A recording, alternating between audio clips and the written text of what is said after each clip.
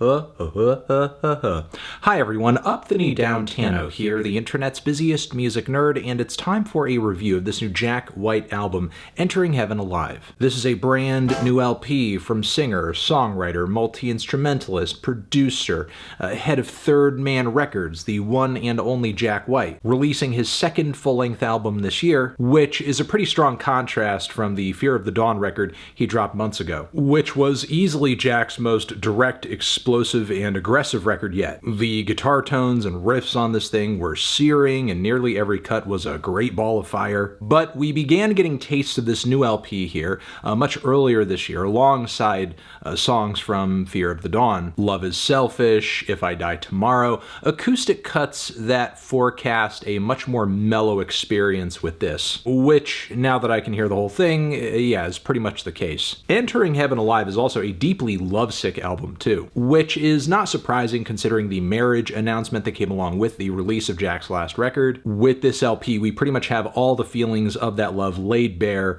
for nearly 11 tracks. So with this thing being a more stripped back album, with there being this obsessive romance angle to it, it kind of seemed like the stars were aligning for this one. This was going to be a special LP in Jack's discography, especially since over the course of his career, his ballads and acoustic cuts have proven to be some of his best recordings ever. But there's just one problem. I don't think Jack brought his best crop of songs on this record, which I was kind of getting a sense from the jump off of the singles. All Along the Way, for example, hinges on this incredibly tedious, long-winded guitar line whose tempo is super sluggish. It also doesn't help that Jack's vocals feel mostly unsupported through the whole track. I can't help but feel like there's just something missing from the whole first portion of the song. It's too skeletal, it's too naked, it just really kind of needs another layer, another something. I do like the groovy organ rock that pops in the second half, that's cool. But beyond that, the rest of the track really could have used something else or some minor tweaking. Love is Selfish is better, but not by much. We get a smoother flow and performance and guitar lines all around. I like Jack's lyrics on the track about the demands of love, the way it can interrupt and mess up your plans or suck all the air out of the room with the attention that it takes up. The track is pretty quaint, but the B section of the track is far weaker than the A section, and despite the song attempting to be as endearing as possible in at least some ways, it doesn't really get to the level of classic cuts like We're Going to Be Friends, for example. Moving past these tracks, I was kind of hoping the deep cuts would hit a little bit harder, but alas, many of them do not. There are some songs that are more loose, abstract jams that are fine while they're on, but they don't add up to a whole lot. Be it I've Got You Surrounded with My Love, which does have some cool dueling guitar licks here and there. I'll say that, but the whole track is really just more of a groovy meditation that is in one ear and out the other. A Madman from Manhattan doesn't leave too much of an impression either. It's kind of an acoustic rock cut that begins as inconspicuously as it ends, and features these talk-sung verses that read like a beatnik Dr. Seuss penned them. They're not exactly proof of Jack's pen game. And what's funny is that this isn't even the most lackluster moment on the record lyrically. There's Queen of the Bees, which hits us with the opening lines. I feel lonely when I'm left all alone. I feel homely when you leave me at home. What's even more confusing is the bar, the coffee is warm, but it's not too good, or maybe it's misunderstood.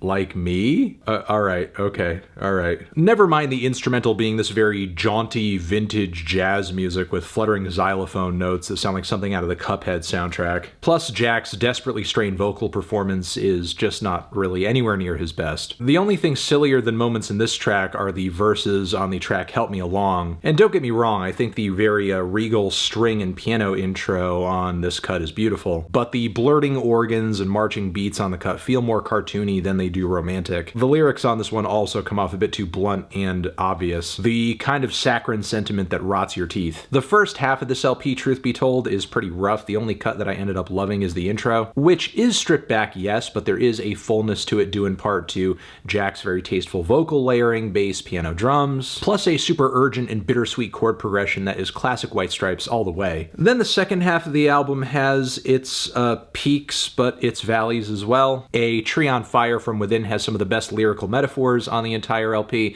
as well as some very busy bass licks, super regal pianos as well. It has one of the more interesting instrumental palettes on the entire record. Jack just didn't really bring one of his stronger vocal melodies. And as we continue into this section of the record, Jack just can't seem to muster a vocal melody or chord progression that doesn't smack as bland. My favorite track on the back end of this thing ended up being the closing cut, Taking Me Back Gently, mostly because it's a very amped piece of vintage guitar jazz with a lot of fiery solos and spicy fiddle in the mix too. And while it's far from my favorite Jack White song of all time, its melodies and instrumental interplay are more fun than most of what's being offered up here. And not that this record needed to be a super fun or upbeat one either. I mean, there's a lot of different emotional options that I think Jack could have gone in with this LP, be it something that is very romantic and touching and endearing, maybe something darker, moodier, more forlorn. But no, Entering Heaven Alive doesn't really do any of that consistently, or at least consistently well. While yes, again, the themes of love and romance and infatuation on the lyrical end do make this a pretty thematic album, so at least in that sense there is a vision for the record.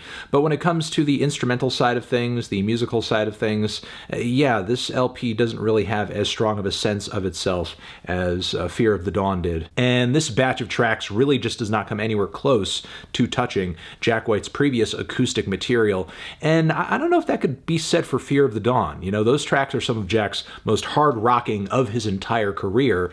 Conversely, you would expect some of these songs, being as stripped back as they are, to be some of his most touching ballads of all time, but they're just so far away from that. I'm feeling a light to decent 5 on this one. Transition, have you given this album a listen? Did you love it? Did you hate it? What would you rate it? You're the best, you're the best. What should I review next? Hit the like if you like. Please subscribe and please don't cry. Hit the bell as well.